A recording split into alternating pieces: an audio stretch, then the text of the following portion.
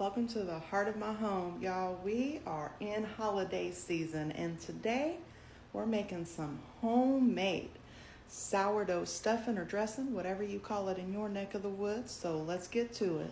Today's ingredients are 24 ounces of dry cubed fresh sourdough, 1 pound of brown breakfast sausage, 4 eggs scrambled, some carrots, chopped onion, celery, 2 boxes of chicken broth, cream of mushroom, cream of chicken, and then we have salt, pepper, we have rosemary, garlic, sage, onion powder, and thyme. I home make sourdough, so I often cook about 4 to 6 loaves anytime I make it because that is a labor of love. It takes a lot of time and energy to make that sourdough.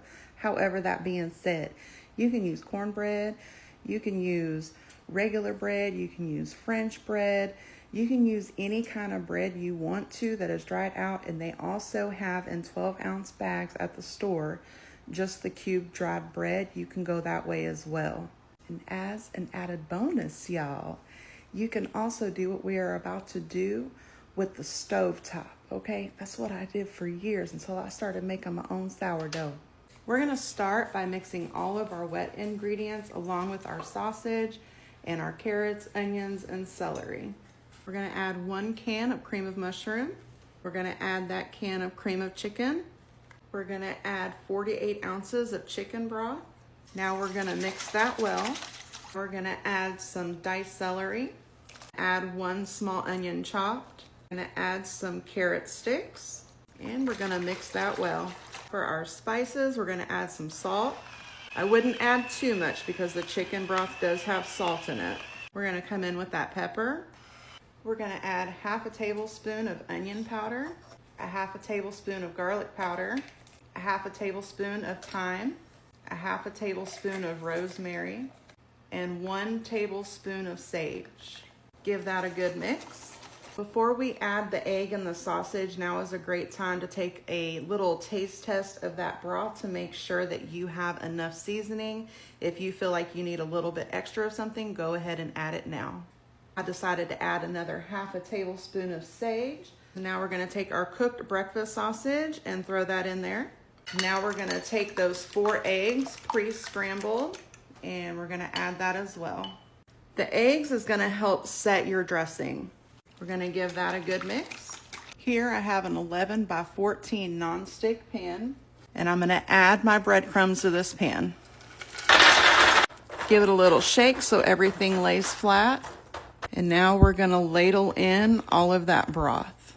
Now you'll notice I am wearing gloves because we are just gonna go in here with our hands and get this all mixed up. This was the way my mama did it, y'all.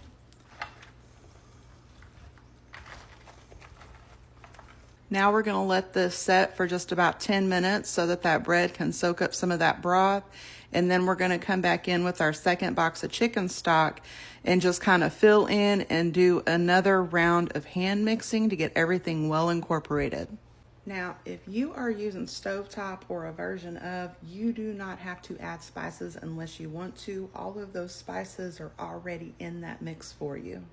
Most everybody loves stuffing, y'all. Let me tell you, back when I was little, up into my teen years and early adult years, my mom used to make cornbread and she would crumble it up and she would lay it out overnight to dry out, and then she would put it in the oven to finish drying out, and then she would go in and mix all of her things in. I took her recipe as a guide and I made it my own, so I'm actually sharing my recipe with y'all. We have been sitting for 10 minutes. Now it is time to come in with some more chicken broth because as you can see, the liquid is going down. We are starting to get spongy pieces and we don't want a dry top. So we're just gonna add a little bit more of that chicken stock on top, and we're gonna go back in with our hands and mix everything up.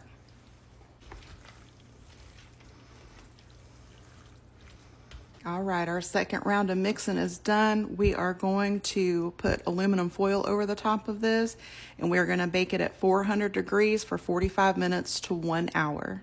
And also, we eyeball a lot, right? So if you can see where this liquid is up here, that's about where you want it so that we can still get that nice crispy top at the end when we take the foil off. We've been cooking for 1 hour, so now we're gonna remove the foil and place it back in the oven at 400 degrees for about 15 minutes to crust the top. It's time for that taste test, y'all. Listen to that crunchy top. Again, blow on it, it's hot. Somewhere over the rainbow, skies are...